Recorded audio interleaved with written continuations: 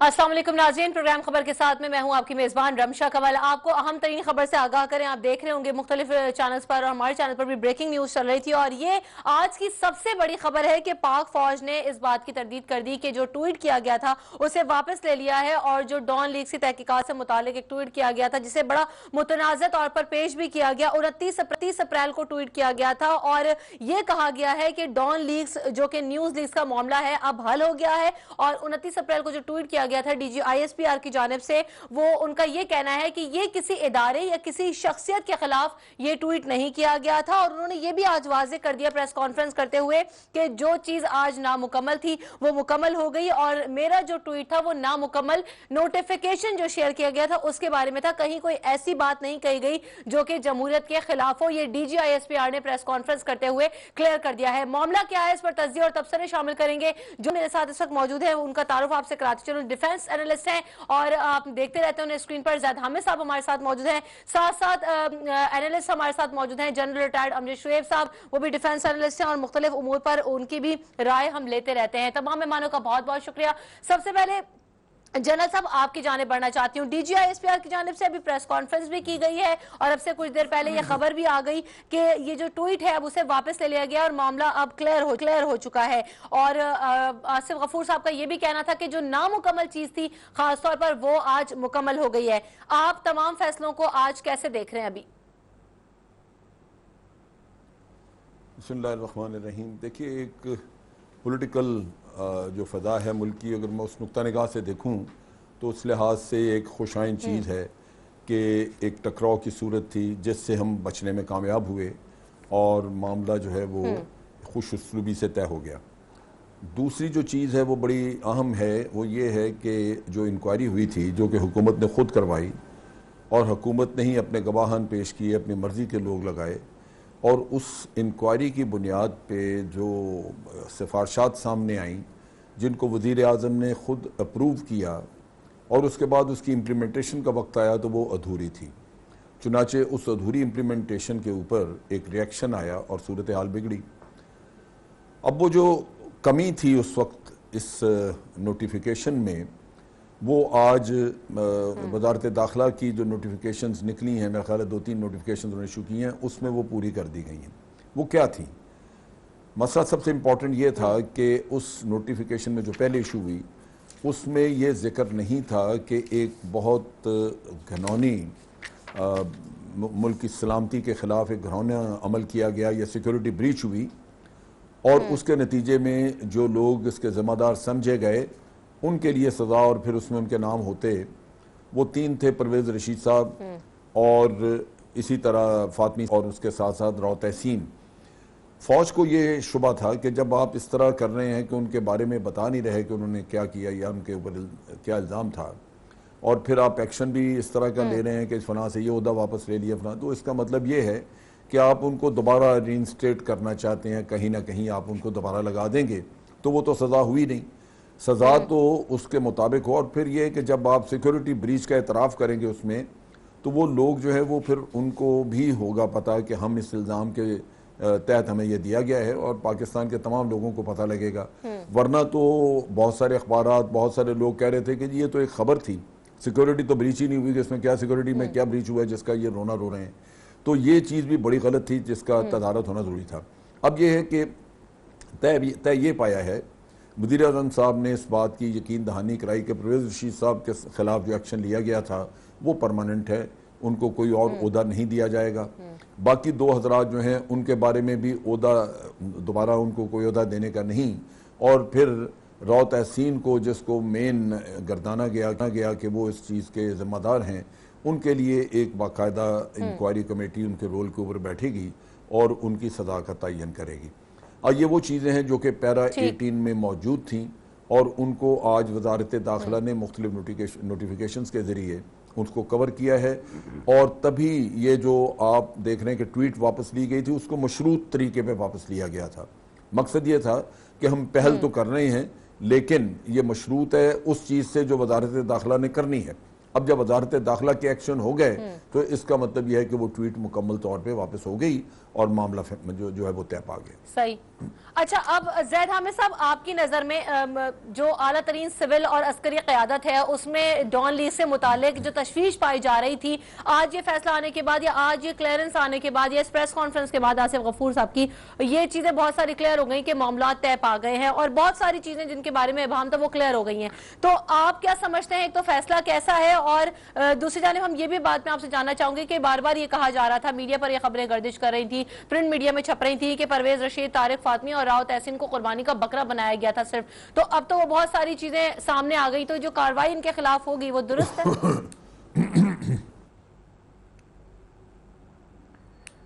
देखिए रमशा, हम अगर पाकिस्तान से मुखलिस हैं, अगर हम अल्लाह उसके रसूल से प्यार करने वाले हैं, तो हम कभी भी सच बात को नहीं छुपाएंगे, हम साफ बात करेंगे। और बेशक बहुत से लोगों को यह बात सख्त लगेगी, हकीकत यह है कि आज के फैसले से पूरी पाकिस्तानी कौम डिसअपॉइंटेड है और जनरल कमर बाजवा डैमेज हुए हैं आज के डिसीजन के बाद। जो उनकी रिस्पेक्ट, जो क्रेडिबिलिटी, जो इज्जत पाकिस्तान में, पेट्रियट्स में, पाक फौज में थी, वो डैमेज हुई है। ये हम साफ बात इसलिए कर रहे हैं कि इसको अभी करेक्ट किया जा सकता है। हम पूरी कुव्वत के साथ पाकिस्तान फौज की क़यादत की इज्जत बचाना चाहते हैं। अगर फौज की क़यादत की इज्जत को कोई नुकसान पहुंचता है तो ये पाक फौज को नुकसान पहुंचेगा। दुश्मन हमेशा से एक गेम खेलता रहा है कि जी पाकिस्तान के जवान तो ऑफिसर्स, लोअर रैंक्स, ये तो बड़े पेट्रियट्स हैं, ये बड़े सीनियर जर्नल हैं जो कॉम्प्रोमाइज हो जाते हैं, और ये बड़ा खतरनाक परसेप्शन है। और बुनियादी तौर पर इस वक्त जो कुछ हुआ है इसको हम फौज की क़यादत की तरफ से एरर ऑफ जजमेंट कहेंगे। मैं इनकी नीयत पे कतन शक नहीं कर सकता, मुझे पता है ये सब इंतहाई मुहिब्बे वतन ऑफिसर्स हैं, पाकिस्तान से प्यार करने वाले, इनकी जिंदगियां पाकिस्तान की राह में जंगें करते, जहाद करते गुजरी है, लेकिन ये एक एरर ऑफ जजमेंट है। और नतीजा इसका ये है कि डॉन लीग्स, जिस पर पिछले कोर कमांडर्स कॉन्फ्रेंस ने जनरल राहील के दौर में बड़ा सख्त स्टैंड लिया था, और आप ये मैसेज ये दे रहे हैं इस वक्त दुनिया को कि इतनी बड़ी गद्दारी, इतनी बड़ी खयानत करके, जिसके नतीजे में पाकिस्तान के खिलाफ सैंक्शंस लग सकती थी, जो एक और मेमोगेट के स्कैंडल का ब्रीच था, उस पर सजा सिर्फ ये होगी कि आपको बरतरफ कर दिया जाएगा। और जो बरतरफी की बात भी की जा रही है, राव तहसीन ने तो मानने से इनकार कर दिया, उसने कहा मैं तो कोर्ट जाऊंगा, उसने तो मजाक बना। फिर तारिक फातमी ने तमाम फॉरेन ऑफिस को, पूरी दुनिया को खत लिखकर कहा है कि मैं बेगुनाह हूं, ये बेवकूफ मुझे झूठा, ऐसी झूठा बना रहे हैं, मुझ पे बहतान लगा रहे हैं, और परवेज रशीद को ये कोई दूसरा ओहदा देना जा रहे थे। तो अगर पाकिस्तान के खिलाफ इतनी बड़ी साजिश करने की ये सजा है, तो फिर हमको सीआरपीसी को बंद कर देना चाहिए, हमको सुप्रीम कोर्ट को शट डाउन कर देना चाहिए, फौजी अदालतें बंद कर देनी चाहिए, फिर सारे टीटीपी के दहशतगर्द जो हमारे पास हैं उन सबको हमें बरतरफ कर देना चाहिए और कहना चाहिए आइंदा इनको कोई ओहदा नहीं दिया जाएगा। लिहाजा अब आप खामोश होके एक इसके ऊपर कौम को तरक्की की राह पर डाल दें। इसके बाद तो ये जो कुछ हुआ है इससे बड़ी सख्त अजियत है, बहुत तकलीफ है, ना अदल हुआ है, ना पाकिस्तान का दिफा हुआ है, और फौज की क़यादत डैमेज हुई है। अच्छा, तीनों बातें जो आपने कही ज़ैद हामिद साहब, उसी का जवाब मैं जनरल साहब से ले लेती हूँ। जनरल साहब, अदल हुआ है, इंसाफ हुआ है, जो सजाएं जिस तरह से होनी चाहिए थी, बल्कि आप ही ने अब से पहले कुछ देर पहले जुमला कहा था कि जो मामला था वो अनडिक्लेयर था, उस तरह से सजा नहीं हुई थी। अभी ये जो सजाएं अनाउंस की गई हैं या जिस तरह से जो फैसला आया है वो काफी है। और फिर एक और बात जो कि ज़ैद हामिद साहब ने कही कि जो इज्जत थी वो मुतासिर हुई है, बड़ी डिसअपॉइंटमेंट हुई है अवाम को, और फौज की साख भी शायद डैमेज हुई है। तो आपके नजदीक क्या वाकई ऐसा हुआ है या ऐसा कुछ भी नहीं है जनरल साहब? जी देखिए, इसमें जहां खराबी ये हुई कि जब इस तरह का वाक़या होता है तो उसकी तहकीकात का तरीक़ाकार ये नहीं है जो कि हुकूमत ने अपनाया, लेकिन एक आइनी हुकूमत है, एक वज़ीर आज़म बैठे हुए हैं और वज़ीर आज़म साहब ख़ुद एक कमेटी तरतीब देते हैं, जबकि शकूक व शुबहात ये हैं कि वो ख़ुद मुलव्वस हैं या उनके फैमिली से कोई लोग मुलव्वस हैं। तो जहाँ ऐसी सूरत हाल हो वो तो कमेटी बनाने के मजाज नहीं रहते, लेकिन उन्होंने ख़ुद कमेटी बनाई, ख़ुद अपने गवाहान पेश किए, और फिर वो कुछ लोग हैं जिनके ऊपर आपने वो इंडिकेशन दे दी इल्ज़ामात की, या इल्ज़ामात किसी हद तक उस पर दे दिए। अब वो यूँ है जैसे अदालत है, अदालत में जाके 20 लोग गवाही देते हैं और अदालत उन गवाहों के बयानात सुनने के बाद ये फैसला करती है कि जी इस काम में ये 3 ज़िम्मेदार हैं। अब आपकी मेरी सबकी परसेप्शन मौजूद है कि ये तीनों ज़िम्मेदार नहीं हैं, कुछ और लोग ज़िम्मेदार हैं, और भी हैं कोई। पूरे पाकिस्तान की परसेप्शन ये है, लेकिन एक कानूनी रास्ता था, उसमें इन लोगों का नाम आया। अच्छा, जो इसमें काम अधूरा रह गया वो दो चीज़ें हैं। एक तो ये कि ये जो कमेटी थी, इसने ये कहा कि जी ये लोग जिम्मेदार हैं, अगर ये चाहते तो ये रोक सकते थे। इस कमेटी ने ये आइडेंटिफाई नहीं किया कि ये रोक तो सकते थे, लेकिन जिन लोगों ने ये इनिशिएट की चीज़, जिन्होंने शुरू की, जिन्होंने बनाया, ड्राफ्ट तैयार किया या एक स्टोरी बनाई, वो कौन थे, उसका तयन नहीं किया। दूसरी बात यह है कि इस चीज़ का भी तयन नहीं हुआ कि ये लोग जिन्होंने ये काम किया, उनका पीछे मकसद उनके क्या थे, मकासद क्या थे उनके, वो क्या हासिल करना चाहते थे और वो किसकी इमा पे कर रहे थे। ये जिस तरह ज़ैद हमद कह रहे हैं, ये एक बड़ी घरौनी साजिश थी और एक बड़ा सीरियस मसला है सिक्योरिटी का। हमारे लोग चूँकि समझते नहीं, जर्नलिस्ट इसको खबर समझते हैं, लेकिन उनकी नाकस अकल में ये चीज़ नहीं आती कि ये सिर्फ खबर नहीं है, इसके पीछे बहुत कुछ था जो हो सकता था। अब इन हालात में बिल्कुल ये कहीं नहीं कहा गया कि इसके बाद दूसरा कदम नहीं उठाया जा सकता। अब इसमें दो सूरतें आगे हो सकती हैं। एक तो ये कि जिन लोगों के ऊपर इंक्वायरी ने इल्ज़ाम लगाया है, वो इस इल्ज़ाम को मुस्तरद करें और कहें जी हमने तो ये किया ही नहीं। अब इसमें जिन लोगों को ओहदों से हटाया गया, डिसमिसल उनकी ज़बानी बात पे कोई बात नहीं बनेगी। अगर राव तहसीन को ओहदे से बरतरफ किया जाता है तो वो ओहदे पे बहाल नहीं हो सकता जब तक कि अदालत में न जाए। और जब ये लोग अदालत में अगर चले जाएं और वहाँ हकायक बयान करें, क्योंकि उन्होंने कमेटी के सामने तो हकायक बयान नहीं किए इन लोगों ने, अब जब अपनी जान पे बनेगी तो हो सकता है कि ये अदालतों में जाएं और अदालतों में जाके बताएं कि जी हम तो ऐसे इस्तेमाल हो गए, हमने तो कुछ नहीं किया, हकीकतन तो ये फना बंदा था जिसने शुरू किया और यूं आगे बढ़ता गया और वो जिम्मेदार है, हम नहीं हैं, तो फिर उनकी गिरफ्त हो जाए। तो एक सूरत तो ये हो सकती है जिसकी पॉसिबिलिटी मौजूद है। दूसरी पॉसिबिलिटी ये है कि फौज ये कदम उठाए, वो ये कहें, आर्मी ये कहे कि जी जिन लोगों पे आपने इल्ज़ाम लगाया वो लोग जो हैं अब हम उनको साथ लेना चाहते हैं, ताकि हम पता कर सकें कि इन लोगों ने जो ये हरकत की, इनके मकासद क्या थे, इन्होंने ये क्यों की, और वो इस हमारी इंटरोगेशन की बुनियाद पे ही पता लगेगा। और जब आर्मी इंटरोगेशन करे, क्योंकि इंक्वायरी जो सरकारी इंक्वायरी थी, गवर्नमेंट ने बैठाई थी, उसने ये तो कह दिया ना, वो कोई शख्स खुद कह नहीं सकता कि मैं जिम्मेदार नहीं, क्योंकि एक इंक्वायरी ने उस पर इल्ज़ाम लगाया है और उसको जिम्मेदार ठहराया है। एक इंक्वायरी बोर्ड है जिसके काफ़ी सारे लोग थे, तो या तो अदालत से बरी हो सकता है या फिर वो उसकी इंटरोगेशन होगी, उसको पकड़ा जाएगा और उससे पूछा जाएगा कि तेरे मकासद क्या थे, जिसमें फिर वो बताएगा कि जी मेरे मकासद क्या थे या मुझे किसने इस्तेमाल किया। तो ये दूसरा स्टेप हो सकता है जो आर्मी के पास अभी तक मौजूद है, एक ऑप्शन। अब मैं ये नहीं कह सकता कि आर्मी आगे इस ऑप्शन को इस्तेमाल करती है या ये लोग अदालत में चले जाते हैं तो उसके बाद आगे किस्सा चलता है, ये चीज़ें थोड़ा बाद में आएंगी। लेकिन इस वक्त तक जो डिमांड थी कि पैरा 18 जो है हम इंक्वायरी का जो कि गवर्नमेंट ने की, उसको पूरी तरह सामने लाया जाए, तो उस हद तक अमल हो गया। ये आगे वाला अमल जो है, अगला स्टेप, ठीक, वो अब आपको कुछ दिनों में या कुछ वक्त में नजर आएगा, जब लोगों के खिलाफ पूरे मुकम्मल एक्शन हो जाते हैं। आगे वाला अमल तो अब नजर आएगा कि आखिर अब इसके बाद क्या होगा। लेकिन यहाँ जो बात है जी जनरल साहब, आपने जो बात की, देखें सरकारी इंक्वायरी में अगर ये चीज सामने नहीं आई है कि मकासद क्या थे, क्या हासिल करना चाहते थे, कौन कौन बराह रास्त मुलव्विस था, क्योंकि जो तीनों नाम आए हैं उनके खिलाफ तो कार्रवाई हुई है, तो अगर ये चीजें ज़ैद हामिद साहब सामने नहीं आई हैं मुकम्मल तौर पर या वाजे नहीं हुई हैं, तो फिर जो आसिफ गफूर साहब कह रहे हैं इस वक्त डॉन लीग्स पर जो चीज नाम मुकम्मल थी वो पूरी हो गई है, आपके नजदीक क्या ऐसा हो गया है या नहीं हुआ अभी तक? मैं यही अर्ज कर रहा हूं ना आपको कि मुकम्मल तो नहीं हुआ है, ऑब्वियसली। इसलिए मुकम्मल नहीं हुआ कि जो असल जिम्मेदारान थे, जो नवाज शरीफ और उनकी बेगम, जिन पर उनकी बेटी जिस पर इल्ज़ाम है, उनको साफ बचा लिया गया, और जिन पर इल्ज़ाम लगाया गया वो खुद भी एक मज़ाक़ाखेज़ सजाएं जिन्हें कहते हैं, वो सजा भी नहीं है एक्चुअली। यानी आप सैरल अलमीडा और जफर अब्बास के खिलाफ कहा जा रहा है कि APNS को भेज दिया जाएगा केस इनका, ये ऐसे ही है कि जैसे कहें कि नवाज शरीफ का पनामा का केस PMLN को भेज दिया जाएगा कि वो फैसला करें कि नवाज शरीफ के खिलाफ क्या कार्रवाई की जाए। तो मजाक न करें कौम के साथ, ये कौम बेवकूफ नहीं है, ये इंफॉर्मेशन एज है, इसमें सोशल मीडिया है, इसमें कौम जितनी आज कड़ी निगाह से एक एक मामले को देख रही है, वो इससे पहले पाकिस्तान की तारीख में इतनी इंफॉर्मेशन आम आदमी के पास कभी नहीं थी। लिहाजा पूरी फौज के सिपाही से लेकर फौज के अफसरों से लेकर पूरी कौम का पढ़ा लिखा नौजवान यूनिवर्सिटीज और कॉलेजेस वाला अब जानता है कि कौन किसको बेवकूफ बना रहा है। तो हुआ यही है कि इस इंक्वायरी में सही। हुकूमत की तरफ से, जैसे जनरल साहब ने कहा, जो कमेटी बनाई, एक मजाक कौम के साथ किया गया। मुझे हुकूमत से तो कोई शिकायत नहीं, ये तो पनामा के डाकू हैं, इनसे क्या शिकायत कोई करे।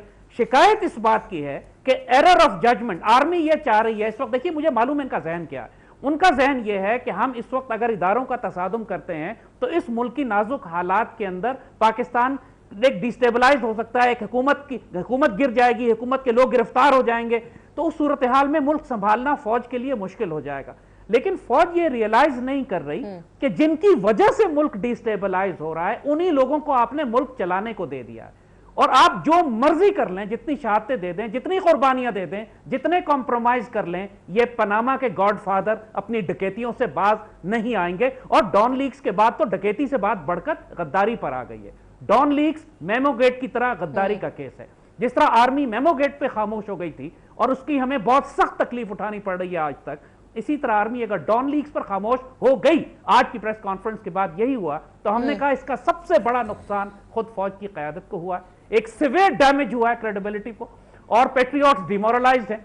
और इसको किस तरह संभाला जाएगा मुझे नहीं मालूम, क्योंकि पाकिस्तानी मीडिया पे आज से पहले इतना ज्यादा मैंने पाक फौज की क़यादत पर तनकीद नहीं देखी जितनी मैं आज देख रहा हूं। मेरा दिल खून के आंसू रो रहा है, सच्ची बात। और ज़ैद हमीद साहब, वो फौज जिसको मैं जैसे आपने कहा कि साथ बता रहा हूं कि हाँ, ज़ैद हमीद साहब, एक और सवाल मैं आप ही से करना चाह रही थी, उसके बाद जनरल साहब से भी की जाने भी बढ़ूंगी। अवेयरनेस की आपने बात की, पढ़े लिखे नौजवानों की बात की। सोशल मीडिया एक बड़ा पावरफुल टूल है जिसपे लोग अपनी राय का इजहार करते हैं और बरमला इजहार करते हैं। इस फैसले के आने के बाद यकीनन जो हॉट ट्रेंड था उसमें लोगों का ये कहना है, या लोगों की बड़ी राय मैं देख रही थी कि ये लोग कह रहे हैं कि इस वक्त सिविल मिलिट्री की क़यादत के दरमियान कुछ लो और कुछ दो की पॉलिसी पर समझौता हो गया है। शायद ये दोनों एक पेज पर आ गए, लेकिन इसके पीछे जो बातें हैं वो बाद में सामने आएंगी। बड़ों की क़यादत में बड़े फैसले कर लिए गए हैं, तो क्या समझौता हुआ है, या जो हम ये कह रहे हैं खामोशी आर्मी की तरफ से हो गई है, या इसके पीछे मसलहत क्या है फिर? क्योंकि सोशल मीडिया पर ये खबरें बड़ी गर्दिश कर रही हैं और बड़ा नेगेटिव फीडबैक आ रहा है इस वक्त।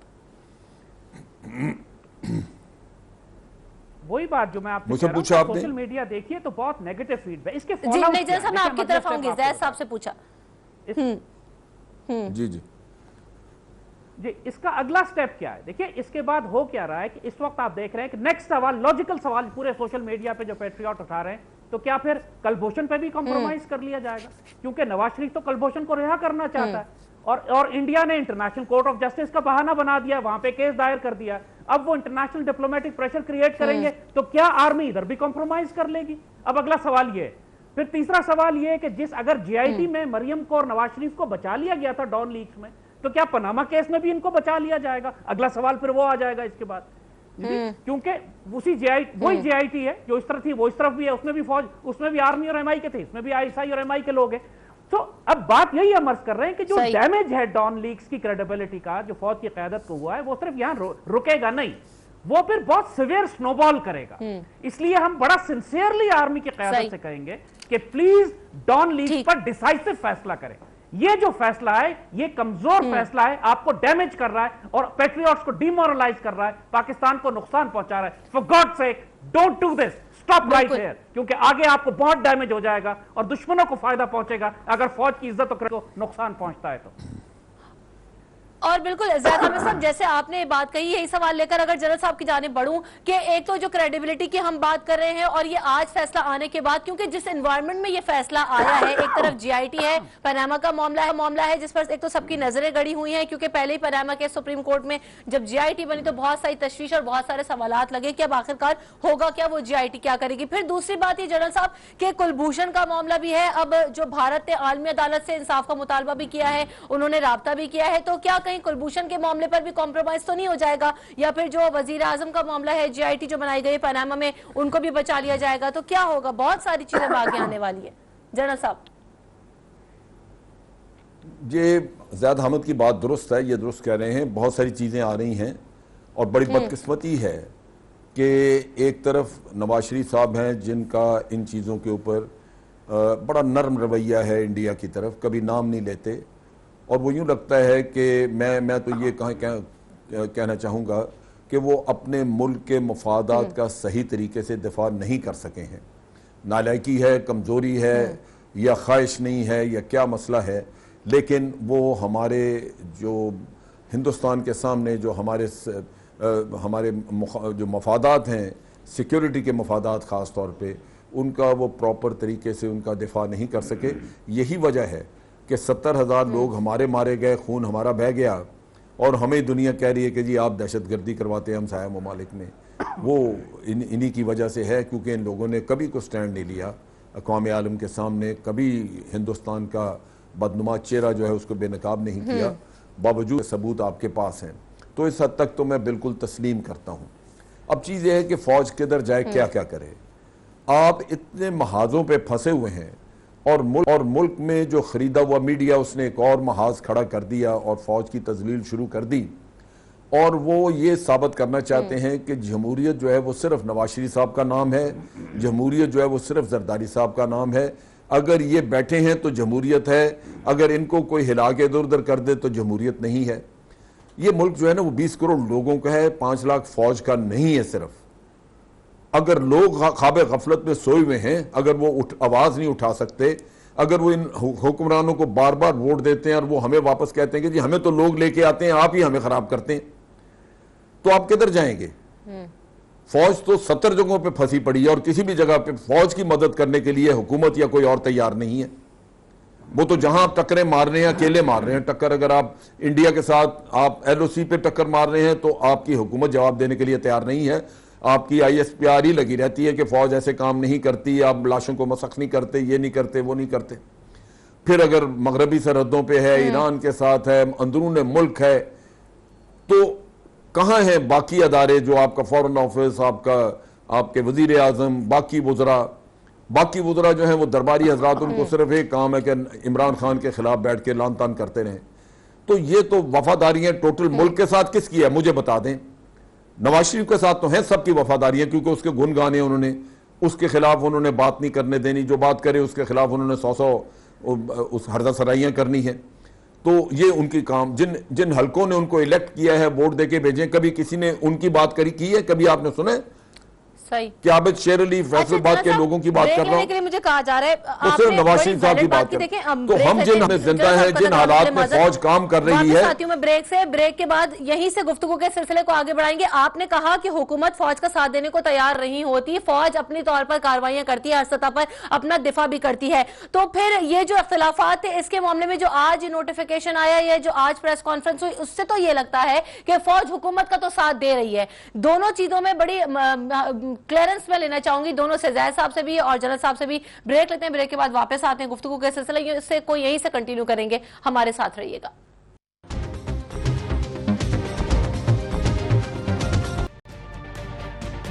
तजुर्बा भी, सोच विचार भी, जहां लाजिम हो वहां तकरार भी।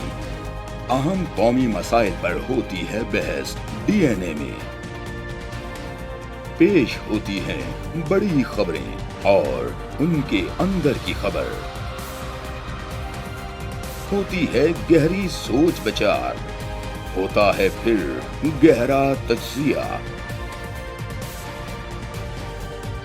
यूं बनता है एक programme, debate news analysis DNA। हम अवाम हैं या रियाया, हमारे हुकूक की पामाली आखिर कब तक? अरबपति हुक्मरान और फाका का शवाब, क्या गुर्बत नाकाबिले हल मसला है? सियासत बैंक अकाउंट्स की गुलाम क्यों? अवामी सियासत के जमाने क्या हुए? सियासत बराए अवाम या बराए दौलत? हमारी जिंदगी से जुड़े सवालों के जवाब देखिए प्रोग्राम सिचुएशन रूम में। देखिए प्रोग्राम सिचुएशन रूम जुमे से इतवार शाम 7:03 पे सिर्फ 24 न्यूज HD पर।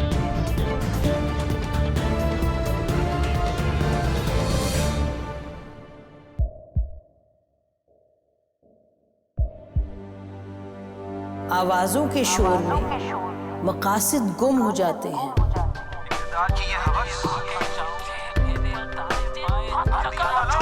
तकरार की तलखी में बात बनती नहीं, बिगड़ती है। लेकिन हम तलखी से नहीं, मुकालमे से बात बढ़ाएंगे। हम हर अहम खबर की तह तक पहुंचेंगे, लेकिन सबूत की रोशनी। हम हर बात करेंगे, लेकिन हकायक के साथ और दलाइल के साथ। नसीम जहरा @8 में देखिए प्रोग्राम नसीम ज़हरा @8 जुमे से इतवार रात 8:03 पे सिर्फ 24 न्यूज़ HD पर।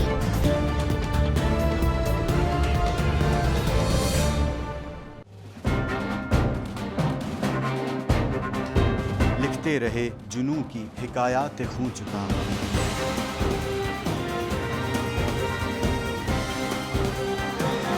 कलम और स्क्रीन तक का तवील तजुर्बा किया। एक भरपूर सहाफती तारीख के साथ प्रोग्राम मुजाहिद लाइव। देखिए प्रोग्राम मुजाहिद लाइव पीर से जुमेरात शाम 7:03 पे सिर्फ 24 न्यूज़ HD पर। पैनामा लीक्स में अभी तक $55 बिलियन पाकिस्तानियों का आइडेंटिफाई हुआ है। हमारे मुल्क की औरतें जो हैं वो टॉर्च लाइटों में अपने बच्चे जनने पे मजबूर हो गई। क्या अभी ये गारंटी है कि आगे ऐसा वहीं पे नहीं होगा या कहीं और पे नहीं होगा? सच्ची बात है कि मेरे पास बात की किसी बात का जवाब नहीं। जहांगीर तरीन की सियासत खतरे में पड़ गई थी जब उनको ये बताया गया कि उन्होंने कर्जे माफ करवाएंगे। हमारे यहाँ का अदालती निज़ाम अगर सौलत मिर्जा को फांसी देता है, उस आदमी को क्यों छोड़ देता है जो सौलत मिर्जा बनाने वाला? क्या कोई भी करप्ट सियासतदान जो है उसकी चोरी जो है उसको पकड़ने से जमहूरियत खतरे में पड़ती है, इंसाफ खतरे में पड़ता है।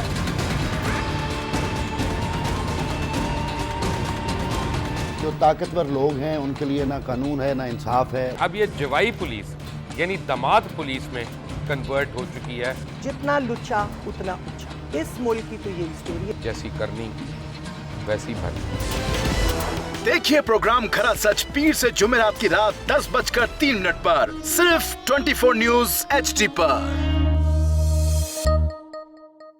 इंशाल्लाह हम कौम की तकदीर बदल देंगे, इंशाल्लाह लोड शेडिंग खत्म कर देंगे, एम्प्लॉयमेंट लेकर आएंगे, इंफ्रास्ट्रक्चर बिल्ड करेंगे। तो मैं इन बातों पर यकीन ना करूं क्योंकि वो असेंबली में बात कर रहे हैं और ये सब सियासी बयान है, इनकी कोई अहमियत नहीं है। क्या कहेंगे आप? अभी आप एक प्रोग्राम कर रहे हैं, दूसरा इसी तरह करेंगे तो आपके थोड़ा सा ना उसमें लफ्जों में फर्क पड़ जाएगा। आपने भी तारीख पढ़ी है और तारीख बशरियत में अब तक यही होता आया है कि माँ बाप ने अपनी औलाद को बचाने के लिए बड़ी कुर्बानियां। एक दौर ऐसा भी आएगा कि एक शख्स अपनी वजारत उज़्मा बचाने के लिए पूरी दुनिया में अपने बच्चों को चोर, डाकू और लुटेरा कहलवाएगा। कुलभूषण यादव, आपने इंडिया का मंकी पकड़ा हुआ है, तो उसको दुनिया के आगे प्रेजेंट क्यों नहीं करते? UN में 14 साल बाद पाकिस्तान के किसी सरबराह ने खड़े होकर कश्मीर पे जोर मचाया। कुलभूषण का नाम नहीं लिया।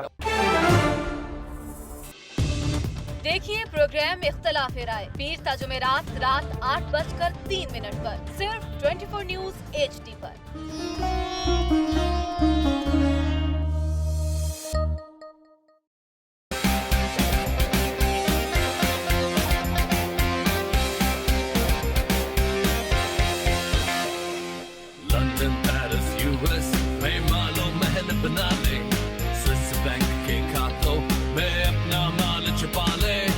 सड़कों पे लाके सीटा तो मेरा नाम शबाज शरीफ वेरी फनी।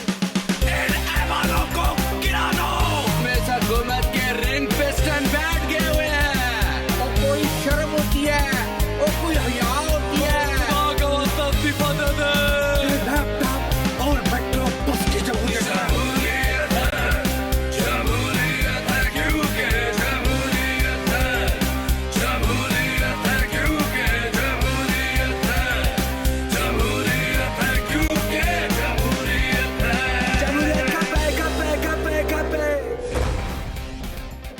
क्योंकि जमहूरियत है हर जुमे की रात 11:03 पे सिर्फ 24 न्यूज़ HD पर।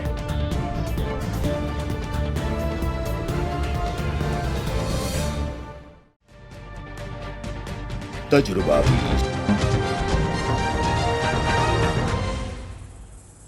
खबर के साथ में आपको एक बार फिर कहेंगे खुशामदीद। ब्रेक पर जाने से पहले जनरल साहब ने कहा था कि हुकूमत तो फौज का साथ उस तरह से नहीं देती, लेकिन फौज क्या हमें हुकूमत का साथ देती इस वक्त दिखाई दे रही, क्योंकि बारहा ये बात की जाती है कि शायद सिविल मिलिट्री क़यादत एक सफ़े पर नहीं है। और जो न्यूज़ लीक्स का मामला है ज़ैद हामिद साहब, वो था भी यही कि कलदन तंजीमों के मामले पर फौज और सिविल हुकूमत में इख्तलाफात का दावा किया गया था उस रिपोर्ट के अंदर। तो अब क्या हम ये समझें कि सिविल मिलिट्री क़यादत एक सफ़े पर आ गई है और हर सतह पर अब एक दूसरे का साथ दिया जाएगा? ज़ैद हामिद साहब, देखिए रिमशा, जहाँ तक फौज का ताल्लुक है, जैसे हमने कहा ना कि जनरल बाजवा को आए हुए अभी 4-5 महीने हुए हैं और पाकिस्तान की तारीख में कोई फौजी सिपा सालार 4-5 महीने में आते ही सिविल हुकूमत को डिस्टेबलाइज नहीं करता। तो जनरल बाजवा की तो पॉलिसी ही यही रही है कि इस गवर्नमेंट को लेकर चलना है, लेकिन द क्वेश्चन इज कि ये गवर्नमेंट चलने के काबिल नहीं है, चलना चाहती नहीं है। जो जिस तरह ये खुदकुशी करती है, जिस तरह ये पांव पे कुल्हाड़े मारती है, जिस तरह ये फौज को प्रोवोक करती है, जिस तरह ये भड़काती है, जब ये कलभूषण पर खामोशी इख्तियार करेंगे, और जैसे जनरल साहब पहले कह रहे थे कि फौज को तनहा छोड़ दिया इन्होंने, कोई नेशनल सिक्योरिटी का इशू नहीं है जिस पर फौज की जिम्मेदारी हुकूमत लेकर प्रियम्प्ट कर पहले बात करते। मजबूरन फौज को खुद बात करनी पड़ती है। जब फौज सेंसस भी कर रही है, लोगों की गिनती भी कर रही है, पोलियो के खतरे भी पिला रही है, फौज कराची के ऑपरेशंस भी कर रही है, फौज मुल्क का दिफा भी कर रही है, फॉरेन पॉलिसी भी चलाने की कोशिश कर रही है। अब अफगानिस्तान से मामला हो, ईरान के साथ मामला हो, अब ये पाकिस्तान के फॉरेन ऑफिस का काम है। उनके आर्मी चीफ ने अगर कोई बयान दिया है, 4 दिन तक यहाँ खामोशी थी, कोई जवाब देने वाला नहीं है हुकूमत पाकिस्तान में कि पाकिस्तान की इज्जत का दिफा करे जाके। अब जो पाकिस्तान 39 मुल्कों के अलायंस में गया है, उस पर कोई पाकिस्तान गवर्नमेंट को पता ही कुछ नहीं है कि वहां क्या हो रहा है, क्योंकि ईरान उसकी वजह से हमसे नाराज है। कोई तो पॉलिसी स्टेटमेंट आए कि वहां हम किस लिए गए, क्या करने गए, क्या ऑब्जेक्टिव्स हैं इसके। तो बात यह है कि ये हुकूमत, जैसे जनरल साहब ने पहले भी कही थी बात, मैं रीइंफोर्स करता हूं कि ये करना नहीं चाहते, ये डिलिबरेटली कॉम्प्रोमाइज्ड हैं। इनको जिंदाल के मैसेजेस आते हैं कि डट जाओ फौज के खिलाफ, और इंडिया जो है पूरी दुनिया में को मोबिलाइज करके तुम्हें पाक फौज के मुकाबले पे सपोर्ट करेगा, चाहे वो लाइन ऑफ कंट्रोल हो या अफगान बॉर्डर हो या ईरान बॉर्डर हो या पाकिस्तान के अंदर होने वाली दहशतगर्दी हो। अल्ताफ हुसैन मुसलसल गालियां दे रहा है पाकिस्तान को, बगावतों पर उकसा रहा है, बल्कि बगावत का ऐलान कर चुका है। सबको पता है, सोशल मीडिया भरा हुआ है, उसकी वीडियोस चल रही है। आपने अगर मेनस्ट्रीम मीडिया लेकिन मुझे उसके खिलाफ कार्रवाई नहीं कर रही। सही, हुकूमत खामोश है। पीटीआई रहनुमा शफकत महमूद साहब ने हमें ज्वाइन किया, उनसे भी इसी मामले पर बात करते हैं। शफकत साहब, आपकी नजर में जो आज सब कुछ हुआ है, आप इस मामले को कैसे देख रहे हैं? और जो हम गुफ्तगू कर रहे हैं कि फौज को शायद हुकूमत ने तनहा कर दिया, जो हुकूमत का काम है वो उसे सही तरीके से नहीं कर रही, क्या कहेंगे आप शफकत साहब? देखिए, बात यह है कि एक कहानी आई आज से तकरीबन 9 माह पहले, जो कि हम समझते हैं कि हमारी सिक्योरिटी को उसने हर्ट किया, क्योंकि हमारी अफवाज के बारे में एक ऐसी बात की गई जो हमारे दुश्मन की जुबान थी, वो इस्तेमाल की गई और ये कहा गया कि हमारी फौज दहशतगर्दों को सपोर्ट कर रही है। इस पे सिर्फ ये फौज का मसला नहीं था, हम सब पाकिस्तानियों का ये मुश्तरका मसला था। उसमें एक कमीशन बना, कमीशन जो है उसने 8-9 माह लिए, पता नहीं क्यों इतना टाइम लिया। उसके बाद पहले एक साहब फारग किए गए, फिर 2 साहब और जो है वो फारग किए गए। आज हमें ये नहीं पता कि दरमियान में एक खत आया प्राइम मिनिस्टर हाउस से, उसके बारे में ISPR की तरफ से आया कि ये रिजेक्टेड है। लेकिन मेरी बेसिक बात यह कि मैं तो खुद मुद्दई हूँ ना, मैं तो खुद एक शहरी की हैसियत से आप कह लें कि अफेक्टेड पार्टी हूँ, तो मेरे लिए तो बड़ा जरूरी है कि मुझे पता लगे कि ये रिपोर्ट क्या है, उसके अंदर मंदरजात क्या है, और कौन सी जिन लोगों को हटाया गया है, कौन से नेशनल सिक्योरिटी के मामला उन्होंने ब्रीच किए हैं, और उनका रोल क्या था, क्या किसी और का भी कोई रोल था जो उस इंक्वायरी रिपोर्ट में है या नहीं है। तो ये सारे मामलात हैं जिनके बारे में क्या वजह हुई कि ये सारे मामला ठीक हो गए। तो हमें इस चीज़ पे एतराज़ नहीं है कि मामला अगर ठीक होते हैं, यानी असल इशू ये है कि बतौर शहरी, बतौर मुद्दई मुझे सेटिस्फाई होना भी ज़रूरी है, और उसके लिए ये खुफिया नहीं होना चाहिए, पब्लिक में होना चाहिए, ताकि हमें पता लगे कि क्या हुआ और कैसे हुआ। तो आप क्या समझते हैं, जो तीनों नाम आ रहे हैं उनके खिलाफ जो कार्रवाई का ऐलान किया गया वो दुरुस्त है? देखिए, मुझे कैसे मैं कह सकता हूँ, जब तक कि मुझे रिपोर्ट ना सामने आए, जब तक मैं उस रिपोर्ट को देखूँ ना, पढ़ूँ ना, मैं मुझे क्या पता है कि उनको किस लिए हटाया गया है, क्या उनको कोई यानी कुर्बानी का बकरा बनाया गया है या उनको, मुझे पता तो लगे ना, वो मुझे कैसे पता लगेगा? मुझे तो कुछ किसी चीज के बारे में इल्म ही नहीं है। मैं तो तवक्को कर रहा था कि रिपोर्ट आएगी और हम सारे उसको बैठ के देखेंगे कि भाई क्या हुआ, कैसे हुआ, लेकिन उसके बारे में तो कोई ठीक है। बहुत शुक्रिया शफकत महमूद साहब, बहुत शुक्रिया आप हमारे साथ मौजूद थे। जनरल साहब, तो अब क्या होगा और रिपोर्ट को मंजर आम पर लाना चाहिए, क्विकली क्या करना चाहिए? अब बहुत कम वक्त है मेरे पास। देखिए, ये तो बिल्कुल बात दुरुस्त है कि रिपोर्ट जो है वो मंजर आम पे लानी चाहिए।